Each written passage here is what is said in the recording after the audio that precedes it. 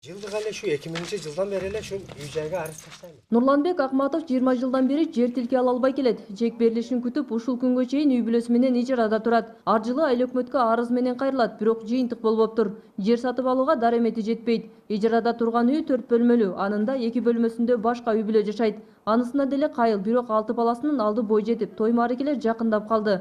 Ошол себептүү тезирээк үй тургузуп алышым керек дейт. Ушул балдарым жетилип, балдарыма той кылган мезгилде мына жер тарлык кылып, мен тойду барып атам үйдө кылып келдим. Азыр кызым турмушка чыккан, эртең күздө кызым той болуш керек, билбейм аны каерде кылам.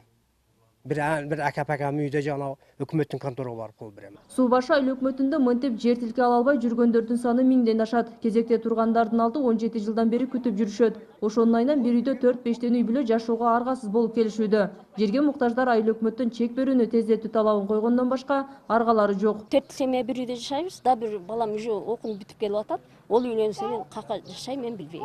Абалдан чыгуу үчүн мындан 5 жыл мурда Суу башы айыл өкмөтүндөгү Айгул Таш айылынан жер каралган. 171 гектар тилке 700 кожолуга берилиши керек эле. Бирок жайыт жердин категориясын калктуу конушка которуу маселеси чечилбей турат. Буга бөлүнгөн жердин документ иштери туура эмес бүткөндүгү себеп. Ошондон улам район жетекчилиги калк отурукташуусуна уруксат бербей калган. Себеби бизге аныктама бергенде туура эмес бергенде биз чуркап жүрө бергенбиз, убакыт өтүп кете берген.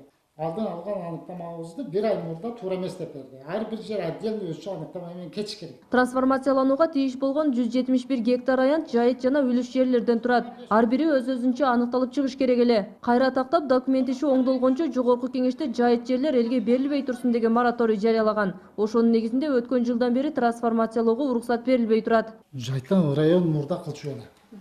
Кийин жогортон токтотуп койгон, убактылуу. Эми гана экинчи окууда турат, уруксат берилет деп. Жерге муктаждардын саны 2016 жылдын август айында 1000ге жетсе, андан бери 500гө көбөйдү. Алар Бозадыр, Ширеш, Кара Токой, Бөжөй жана Апкан айылдарынын тургундары. Жалпы айыл өкмөттөгү калктын саны 6300 түзөт. Эске салсак, 2016 жылдын апрель айынан тарта жайыт жерлер убактылуу үй курууга берилбей турат. Фируза Аскарбек кызы, Жыргал Абдыжалил уулу, Ынтымак, Баткен облусу.